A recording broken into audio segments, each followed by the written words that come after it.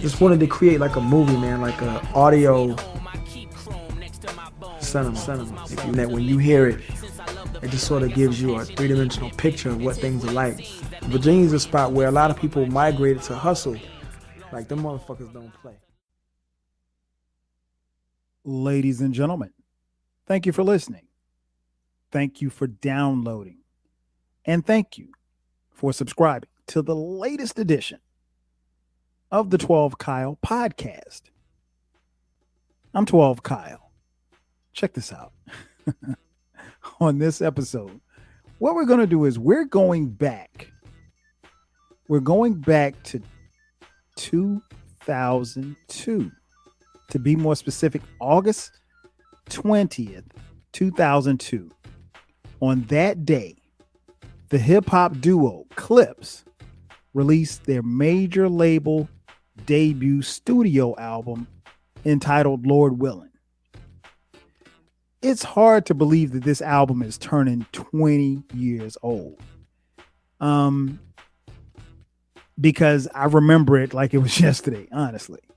I think before, and of course, I'm going to get into the tracks and the production and my overall thoughts of the album. Let's go back to 2002. At that particular time, hip hop really was in a different place from what we knew. At that time, hip hop had seen, a tremendous amount of commercial success. And they were riding the wave of the 90s into the 2000s. And I'll be honest, the lyricism that we had from the, late 80s into the 90s, into the 2000s, kind of fell off a little bit. But more importantly, because hip hop was growing and it had grown so much, by the time 2002 rolls around, not only are we getting hip hop from the places where we've always gotten hip hop. I mean, there was always hip hop produced for the masses in cities like New York City, the birthplace of hip hop, LA, Miami, Chicago, Atlanta, Houston, just to name a few. But in the early 2000s, what started to happen was that slowly but surely you started getting hip hop from places that normally didn't produce a lot of hip hop. And with the advent of technology, it was growing and growing and growing, and it was bubbling. And then all of a sudden you were getting hip hop from places like North Carolina and Virginia. Now, if you want to speak about Virginia and you're talking about hip hop, it kind of ends and begins with this duo from Virginia, the Clipse. They are Malice. It's a lot of serious shit going on at home with a lot of our people.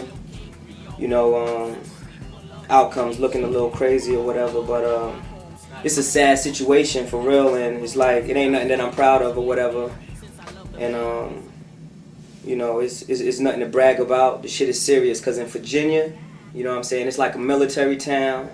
It's what they call a Commonwealth state, so they make up their rules as they go along, you know what I'm saying? And it's like they don't give a fuck about your life, man. So you could just be out here trying to feed your family or whatever. You get popped, it's a wrap. They throwing like football numbers at you, like 40 years. And his brother, Pusha T. I'm from Virginia. I am from Virginia. I am Virginia. Clips are Virginia.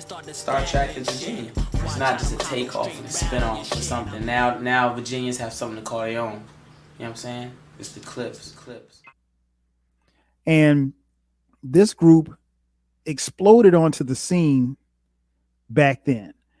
And I'll be honest, like prior to this album coming out, well, obviously, they had a couple of singles that were released before the album came out. And I'll talk about that in just a second. But prior to them coming out, I had heard them, I think maybe on a Clue tape, DJ Clue tape. I can't remember which one, but it was a long time ago. But I didn't know. I don't think I knew initially that they were from Virginia. And then I heard them on a Clue tape, and then Clue said, "Shout out to VA," and I was like, "VA what?" Because I wasn't sure where VA was. Of course, I knew it was VA, Virginia. And then I remember my boy Zell. Shout out to Easy Does It VA, who's been on here several times on this podcast. Zell hit me up one day, and he was like, "Yo, you need to check out Clipse on the new Clue tape." I distinctly remember him telling me this, and this is before Grinding even came out, because they actually had some music that came out, I want to say in the late 90s. It was they had a album called Exclusive Audio Footage, and that was on Elektra Records. They had a song that came out called The Funeral, and I want to say that did appear on a Clue tape, but don't quote me. And I remember hearing them. I was like, okay, these dudes are different. But again, until Zella said something, I really didn't know that they were from Virginia. And long story short, song comes out. They ended up getting dropped by the label, but they ended up getting picked up a few years later by Arista. And they got a deal through Arista Records with Star Trek, which was the label of the production team of the Neptunes. The Neptunes are Chad Hugo and, of course, Pharrell Williams. So we fast forward to 2002, and this album comes out, and it was the hottest thing smoking. I mean, they had already released a couple of singles, but man, I just remember the buzz, and everybody was trying to get this album. I know I didn't get it the first day that it came out. I didn't get it on August 20th. I got it the next day because I was running late or something like that. I can't remember where I was going, but I couldn't get to the record store. And I was trying to get to the record store because back then, like, if you didn't cop an album the first day that it came out, or, you know, at least in the first couple of days that it was out, there was a pretty good chance that you could be without that particular album. Because again, this was the time where you had to actually leave the house to purchase music. So this album comes out again August 20th, 2002, and it is on fire. The album debuted at number 4 in the Billboard charts, eventually selling 122,000 units in its first week, which was a lot, you know, particularly, you know, coming off of the strength of who they were. And it was one of the best debut albums, and one of the best rap albums, I think, in the 2000s. Now, you know, when you compare the 2000s to the 1900s, the 1990s and 1980s, that's not really saying a lot, but, you know, roll with me here. I mean, this was a very, very good album. This album's runtime is right at an hour, 60 minutes. Exclusively produced by the Neptunes. Now, the Neptunes, and we're going to talk about their production, because I think one of the main things about this album, one of the enduring features about this album, is its unique production. Chad Hugo and Pharrell Williams as the Neptunes, as a collective, as a duo. What they did on this album sonically was give you some of the production and some beats and sounds that I don't know that we've heard before on, you know, Wax. I just don't. And that's not to say like it was the greatest thing I've ever heard, but some of the sounds, some of the phonics that were used on this particular album, and we'll get to it in just a second, was incredible. And again, it was something that you had never heard before, at least not in hip hop. And I got to give, you know, Chad Hugo a lot of props, because, you know, Pharrell has always been the front guy. He's always been the guy that was out front. And, you know, Chad is, at least from what it appears, seemed to be somewhat reserved, maybe quiet, shy. But everybody knows Pharrell. I may have heard Chad Hugo talk in like 3 interviews, but everybody knows Pharrell. But nonetheless, when you combine their production over these gritty, grimy street tales of drug selling, corruption, everything that goes into the Clipse, the street life, everything that goes into their rhymes. I mean, it was a perfect combination and a perfect storm. Again, this album was well received by critics. I don't remember what it got in the source, but very well critically acclaimed album. And again, the streets loved it.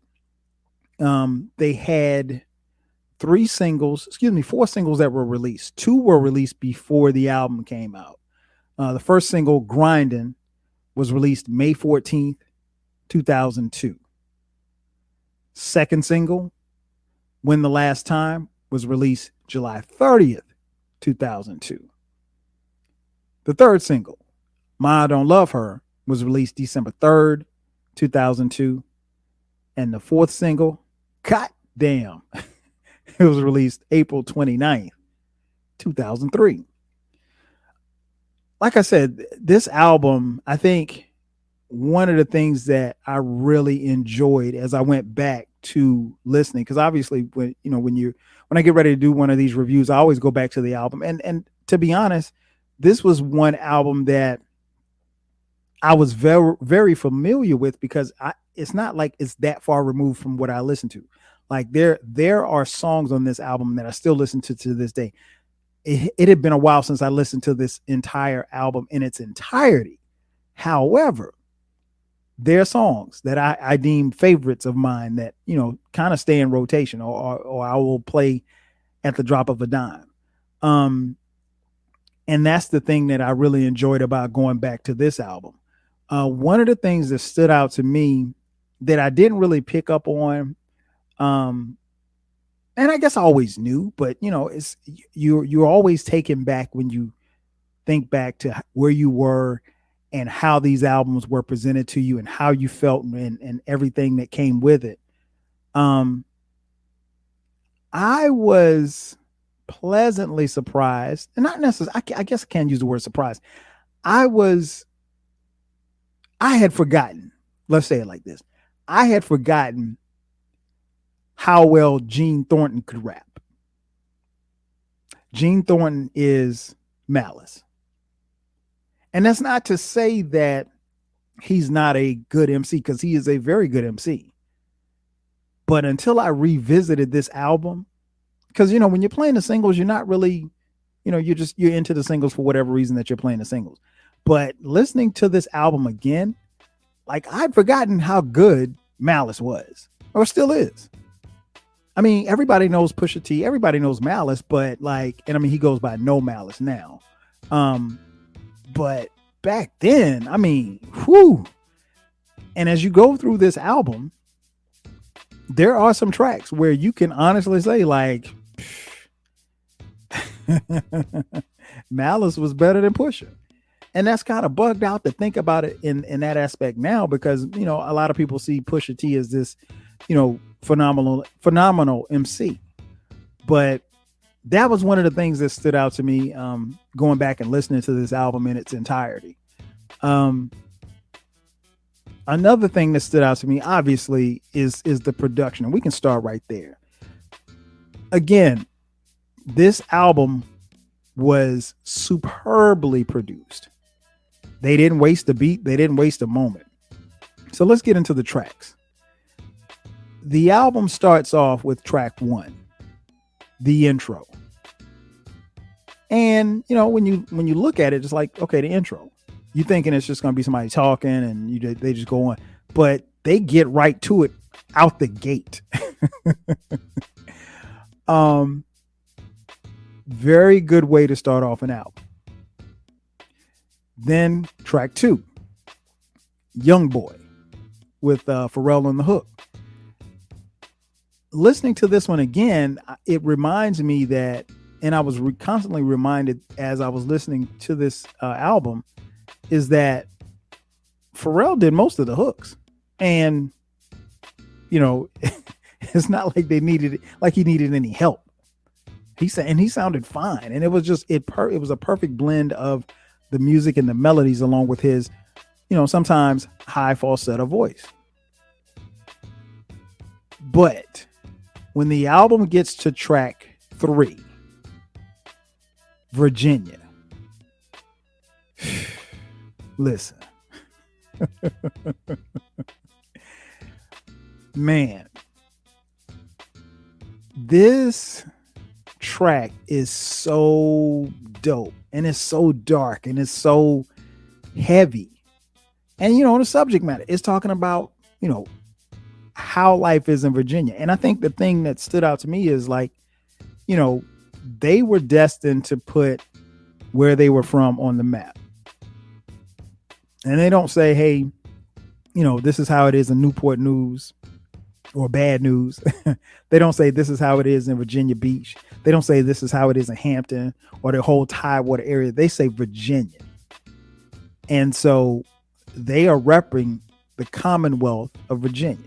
Now, I know you say, you know, the state motto is that Virginia's for lovers, but Pusha T and Malice remind us on this track that they aren't lovers. At least not in that sense. Then it gets sped up a little bit to track 5. God damn, featuring Ab Liva and Roscoe P. Coldchain. I love this joint, man. I love this joint. Again, a little up-tempo beat. And sonically, man, again, Pharrell and Chad, they don't miss. They really don't miss on anything on this song. And, you know, the hook is infectious. It really is. It really and truly is. Then on track 6, it gets even more, quote unquote, happier. Ma Don't Love Her is the title of track 6, featuring Faith Evans. Love this joint. I've got my favorites. This is one of the favorites. Along with Grind and along with Virginia. But it's a cool song. They did a video for it. You know, talking about the ladies and, you know, the player lifestyle. Love that joint. Then we get the track 7, Family Freestyle, performed by Family. Another one. Very short. It's only 1 minute and 57 seconds, but fits well within this album. Then we get to track 8, When the Last Time. The production on this one. I hate for the production to be the first thing that I talk about, but along with the dope rhymes, this production is incredible. I mean, like, Pharrell and Chad were known for these wild and crazy futuristic sounds, and this song exemplifies it to the fullest. Then we get to track 9, Ego, another joint that is very, very solid. So, I mean, like, we are not at this point 9 tracks in, and I'm still rolling. Track 10, Comedy Central, featuring the rapper Fabulous. I love this joint, man. This one stood out to me because, one, you get the cosign and the feature from Fabulous. And I mean, like, at that particular time, Fab was a, you know, very, very hot, I don't want to call him a mixtape rapper, but he was a mixtape rapper. And I mean, like, I don't necessarily know that they had any kind of close ties, but, you know, it says a lot to get a rapper like Fabulous at that particular time and that particular point in his career on your debut album, your debut major label album. But that's a banger too as well. Then we get to track 11. Let's talk about it. Wait a minute. Did I even talk about Grinding? Let's back up. Because I don't think I talked about track 4. Track 4.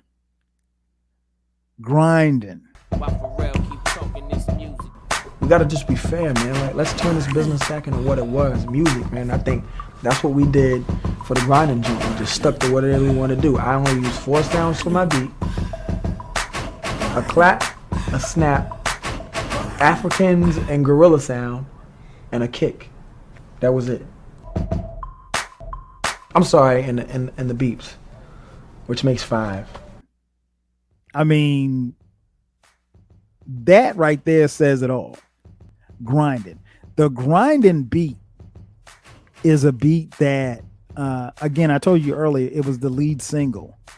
That beat, when that song came out, like on almost everybody's mixtape, and I'm not talking about mixtapes of what people think it is now. I'm talking about the real mixtapes back then, the DJ Clues, the Ron G's, all of the Kid Capri.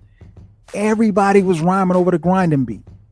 I think, in my personal opinion, it is one of the top 5 beats in the history of hip hop. That beat and that echo sound that Pharrell is making with his mouth. I mean, what more do you want? I mean, like it's they could have been rhyming about anything. They could have been rhyming about the alphabet, and you put it over that beat, and it's a killer. And I mean, like when he said legend in 2 games, like I'm Pee Wee Kirkland, that flew over a lot of people's head. And then when we saw the video, Pee Wee Kirkland, the famous Pee Wee Kirkland, was actually in the video. If you don't know who Pee Wee Kirkland is, look him up. I don't have time to explain. But yeah, I apologize for skipping over track 4. How could I? Grind It. One of my favorite tracks on this album. Then let's fast forward back to track 11. Let's talk about it. No, literally, let's talk about it. That's the name of the track. Featuring Jermaine Dupri.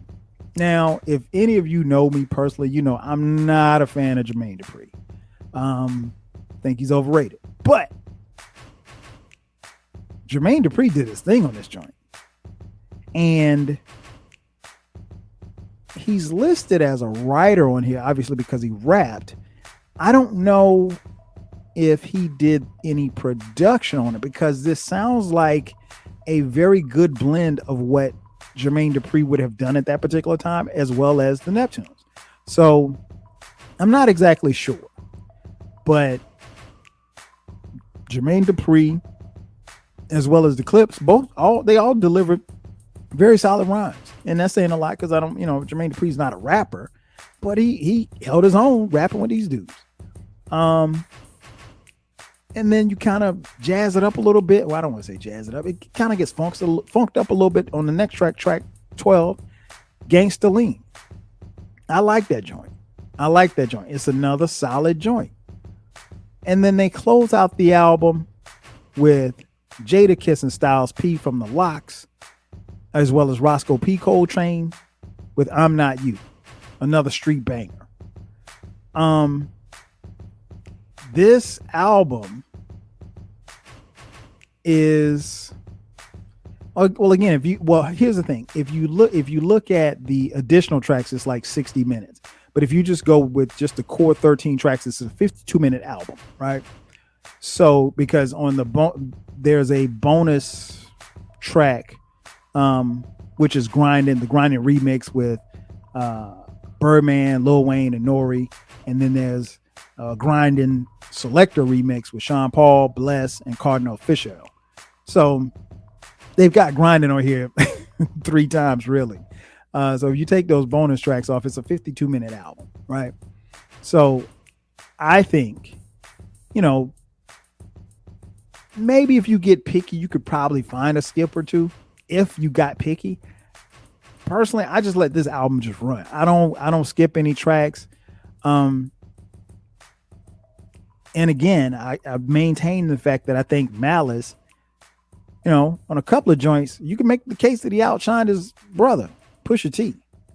And I think if you look at the 2 of them now, I think Pusha T's the better MC. But back then, I don't know. You could make a case that Malice was better on this album. And that's saying a lot, because Pusha T, in my opinion, is a dope MC. But between their storytelling, their rhymes, I mean, kings of the coke rap. I mean, like, I'll be honest. People talk about their content or the lack thereof. And that was some criticism that they received. Like, hey, man, all y'all doing is talking about selling coke.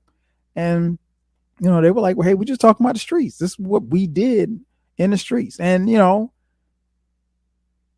I can't say officially because I don't know them, but, I've heard stories that, they were heavily involved in the streets. And I'll just put it at that. And some of their people were really involved in the streets. And I'll just leave it at that. So they weren't necessarily rhyming about stuff that they did not know or experience. But again, I think these guys are two really, really dope MCs that mesh obviously well together because they're brothers. But this is a really, really dope album. I would encourage each of you to, after you finish listening to this episode, go back and listen to this album. This is a very well put together, again, dope rhymes, a lot of drug talk, a lot of, gangster talk, a lot of, playeristic talk. And it's all done over some crazy ass, sonically pleasing beats. Like, this is one of the few hip hop albums, and there are quite a few. This is one of the few hip hop albums that you literally, if you wanted to, could just listen to the instrumentals and you'd be good. I mean, shout out to Chad Hugo and Pharrell Williams because they really put their stamp, the Neptune sound, if you will, the Star Trek label, if you will. They put it on this particular album and it stuck. And I think that speaks volumes. And I mean, at the time that this album came out, the Neptunes were known. It wasn't like they were some unknowns. They were starting to, their buzz was here already. But,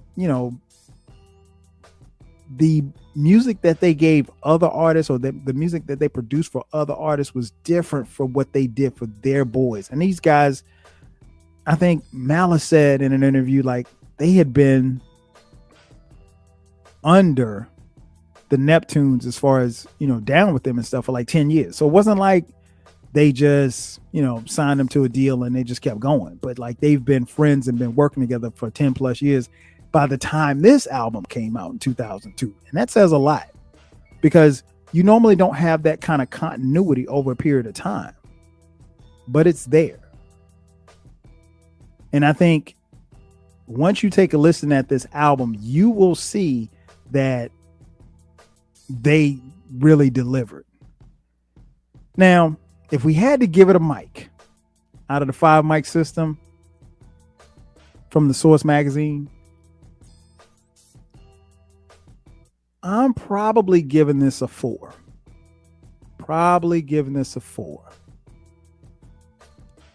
I don't know that I could give it any less.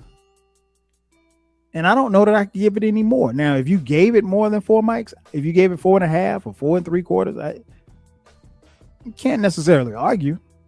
But again, dope album, dope producer duo, dope producer.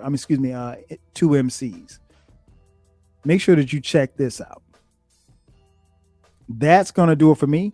Ladies and gentlemen, thank you for checking out this edition of the 12 Kyle podcast. Again, I'm your boy 12 Kyle. I'll catch you guys next time. 5G.